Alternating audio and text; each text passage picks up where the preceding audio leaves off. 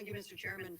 I want to say to women and girls in our country, do not give up hope because of the actions of a radical, extremist, corrupt Supreme Court. It is on all of us to be sure Dobbs is not our future, a future where women and girls are reduced to second-class citizenship, a future where my daughters-in-law and my granddaughters have fewer rights than I had. I wanted to talk to you, Ms. Warbelow, and Professor Murray about language.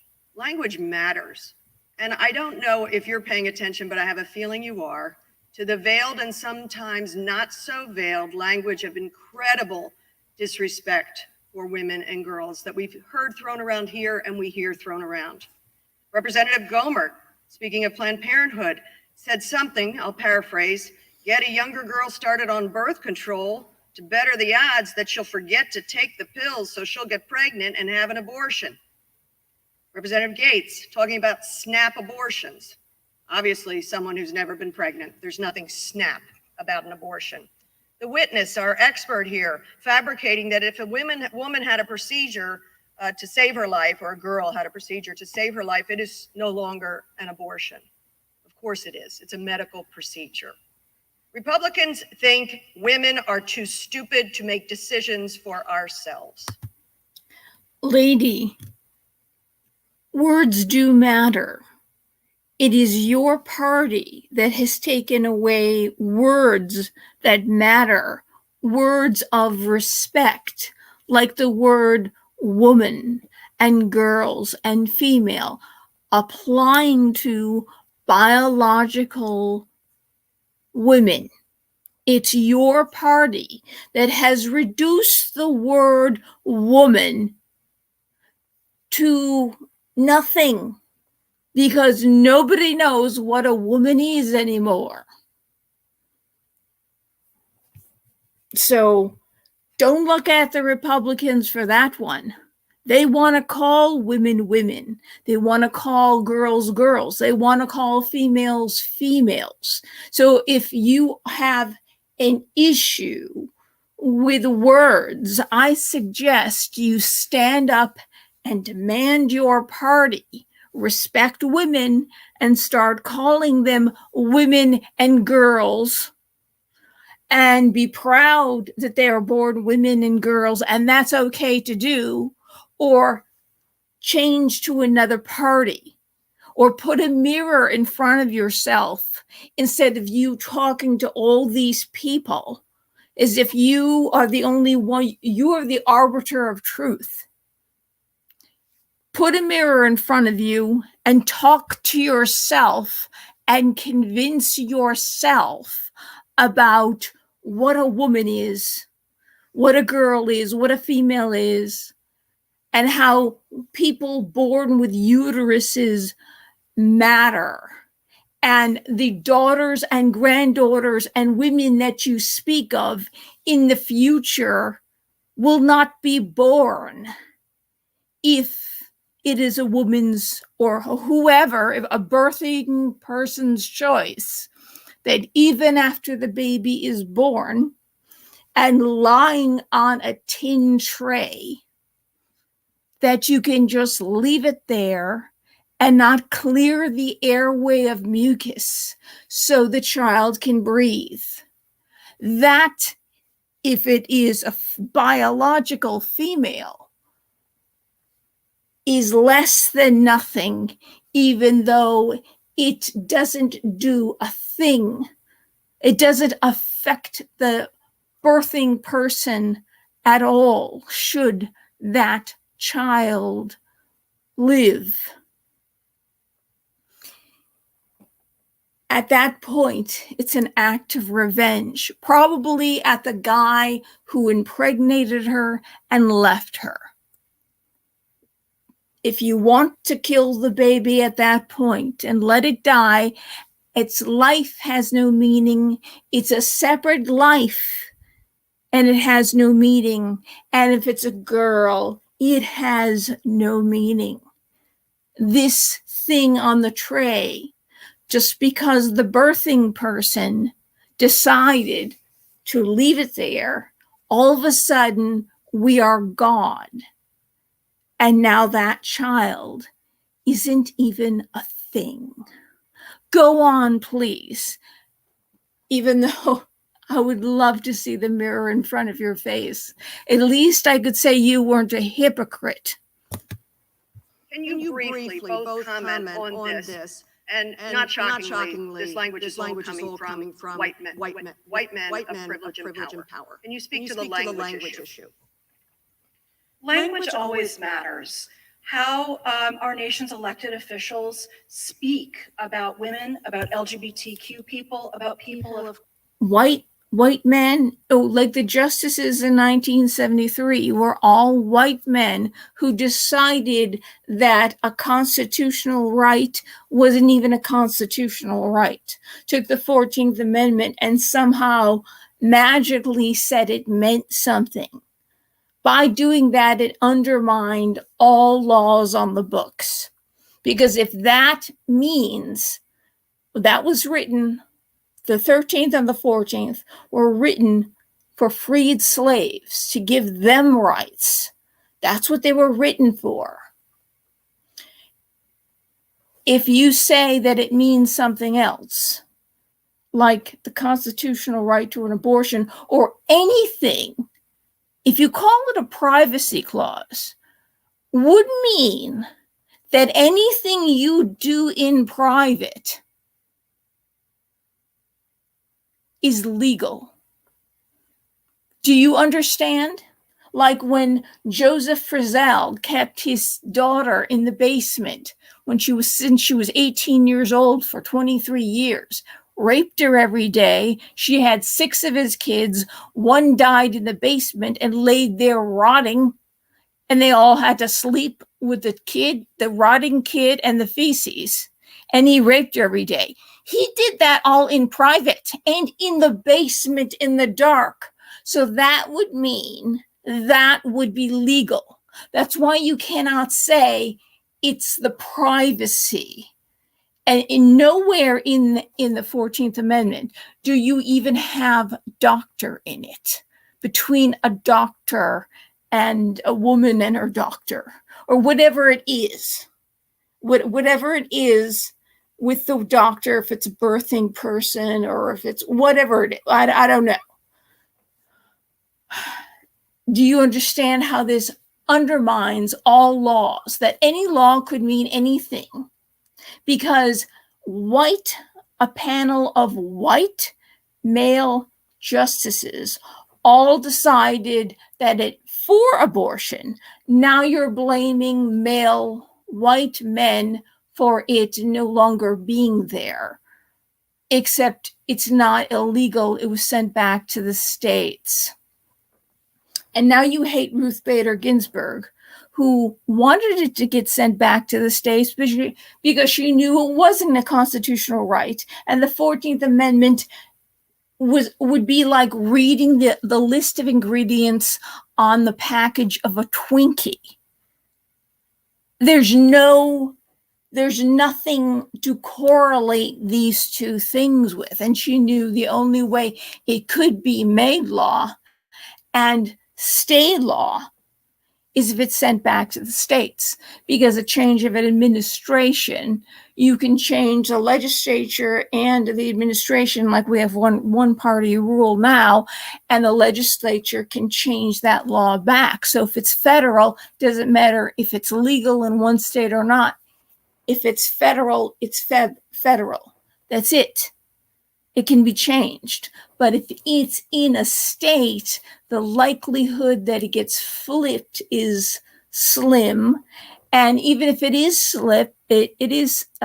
flipped, there's enough states that probably it will remain legal or legal up to a certain point. But she also found out herself that she found out about Margaret Sanger, and abortion was actually to get rid of minority communities, as you're up there screaming about white men and how minority women and minority women, I don't know why you're calling them women. They're birthing people. They're birthing people. That's all they are. it was to wipe out these minority. In fact, if you didn't have an abortion, if abortion wasn't legal, and 86% of abortion clinics are in inner cities, minority neighborhoods, and white poor, the poor whites. Do you know that the minorities probably wouldn't be minorities? The only way the Democrat Party has controlled them to this extent is that they keep them in inner cities where there's a lot of crime. They've upped their crime in these cities. Massacres every weekend. You got them dying all the time, and you've got them aborting the babies because welfare was changed, that if a woman needed welfare, that the father couldn't be in the home, and you destroyed the Black family. So you have destroyed millions and millions and millions and millions of minority lives that maybe the country wouldn't be, the racism thing wouldn't be thrown around so much or at all, because there'd be enough minorities in power.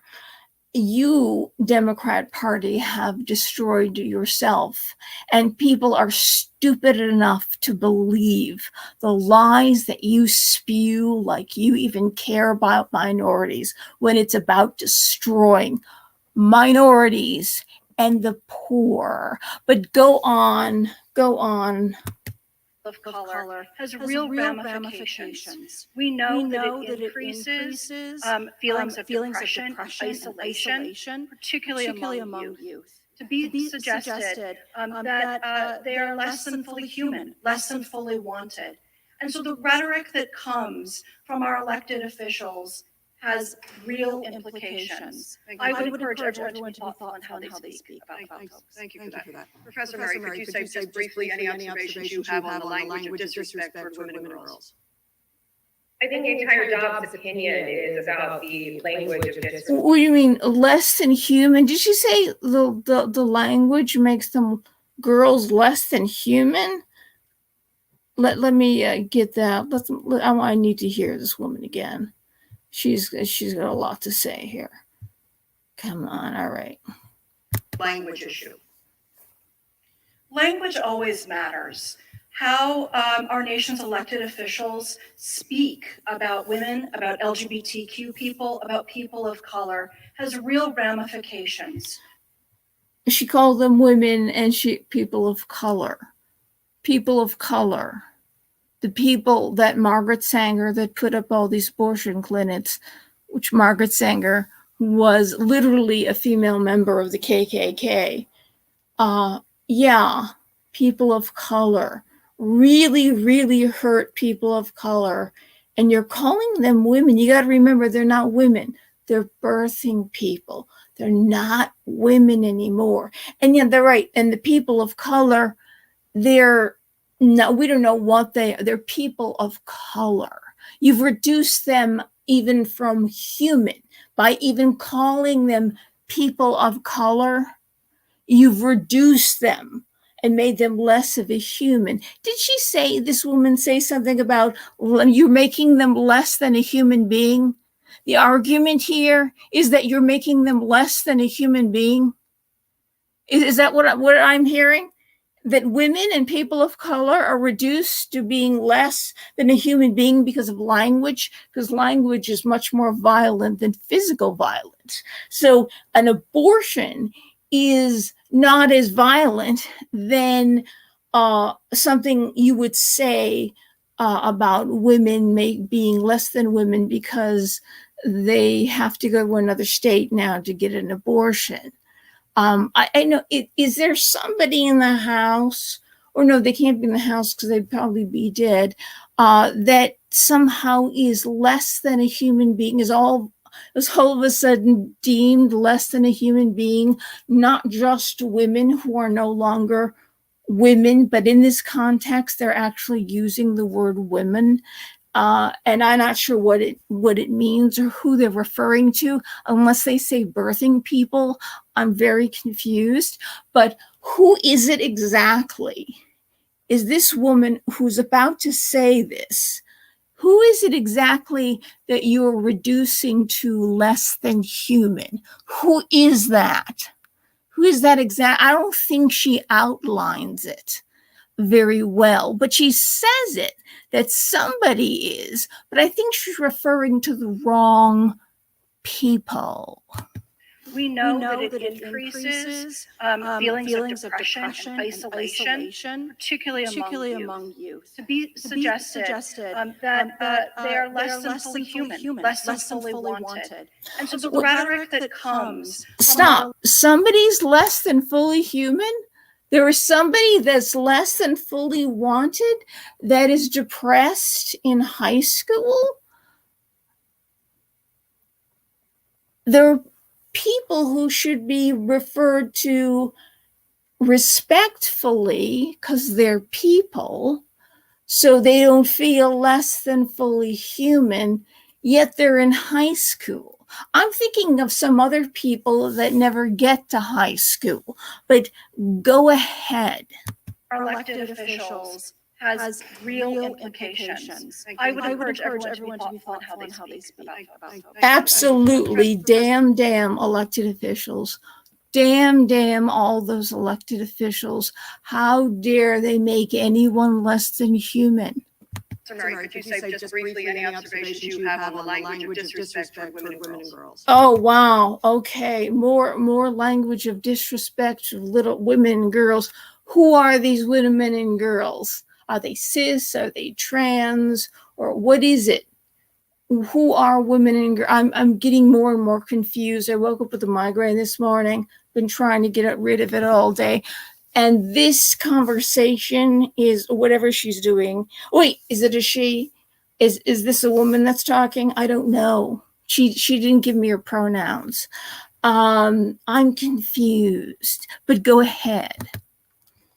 I think the entire job's opinion is about the language of disrespect to women and girls. Planned Parenthood versus Casey made very clear that these rights are essential to women's equal citizenship. The court did not even entertain the prospect of women's equality to say other than that they found that it was inconsistent with its precedents. Thank you very much. Mr. Obergefell, I am thrilled to meet you today. I hope next time it will be in person. I thank you for being here. I thank you for being the face of courage and the face of change, the face of at least he has a face, country, not the and is it shrinking he? of them. Your description He and must your have given his testimony of your pronouns. marriage, of your 20 years together, of your love, of your dreams, of your disagreements, sounds a lot like my marriage. Your description of your care for your husband as he suffered and struggled with ALS down to his last day. As you say, if that isn't a marriage, I don't know what is. Again, reminding me of the power of marriage. I had the honor this summer to marry two of my friends in a same-sex marriage. And I use the words, and I wonder if you love these words as much as I. Massachusetts Supreme Court Justice Margaret Marshall in 2003 becoming the first state to recognize same-sex marriage. And I'm abbreviating what she said so eloquently. I commend it to everyone. Quote, marriage is a vital social institution because it fulfills yearnings for security, safe haven, and connection that express our common humanity. Civil marriage is an esteemed institution, and the decision whether and whom to marry is among life's most momentous acts of self-definition. Do you agree with that description of marriage, same-sex or other? And can you speak to your feelings when you read the Clarence Thomas clarion call when he says the court today declines to disturb substantive due process in cases like Gebergefeld? For that reason, in future cases, we should consider all of this court's substances, including Gebergefeld. How did you feel?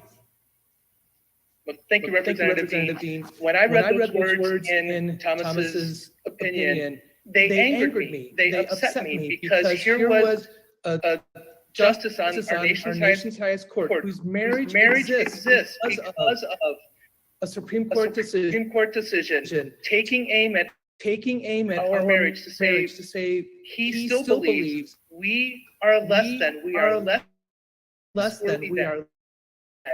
our relationship, our relationships, our families do not matter. As Time of the gentlelady gentlelady is expired, Mr. Fitzgerald. Thank you. Yeah, I wonder if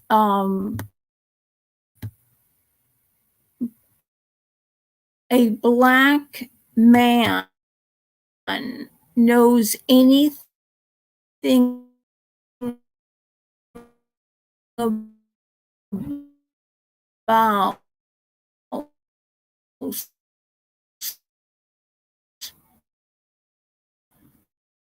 a black man as old as Thomas knows anything about being treated less than human. I wonder if he knows anything about that. I wonder.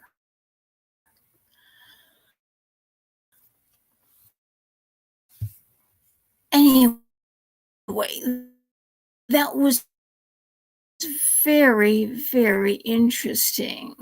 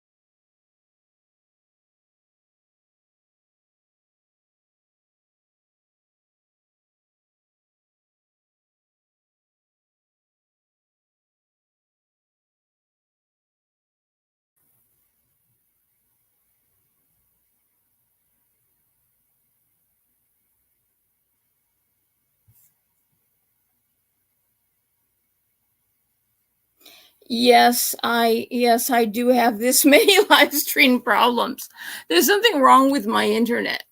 I ever since the beginning, I first had Verizon many years ago, and I upped it to cable. And cable is supposed to be stronger. And I have no idea. And I keep telling them I keep calling and saying there's a problem.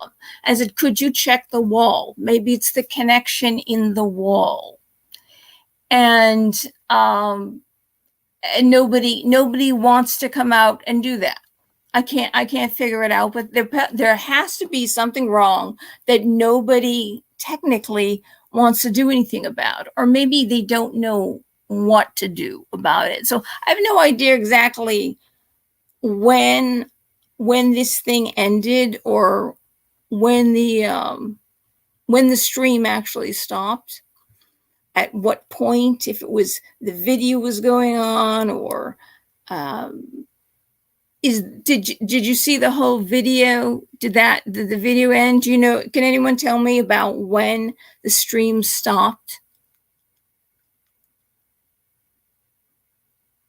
Oh, this whatchamacallit, this I got a Chromebook thinking that would be easier.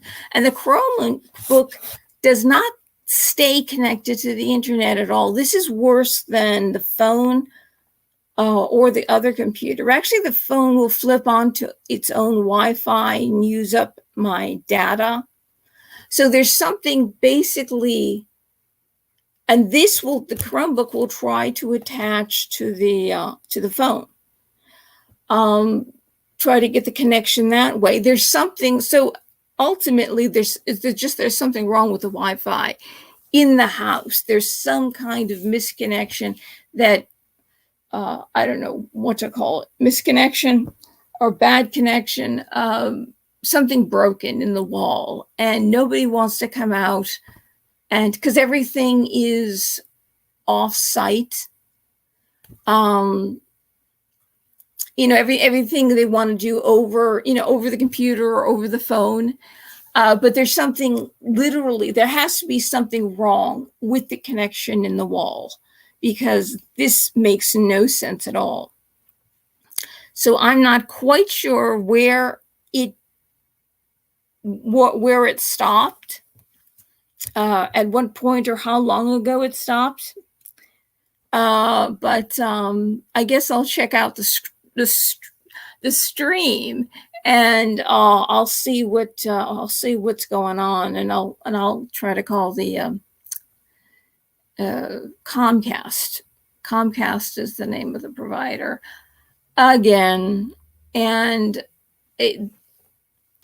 demand again. But there's something that what it is people don't want to do their job. That's really what it is. I have a problem that nobody wants to just come out and fix. Check the wall, whatever. I keep telling them for years, check the wall. Please check the connection in the wall. There's something wrong there. But everybody's lazy. Anyway, sorry about that. Talk to you soon.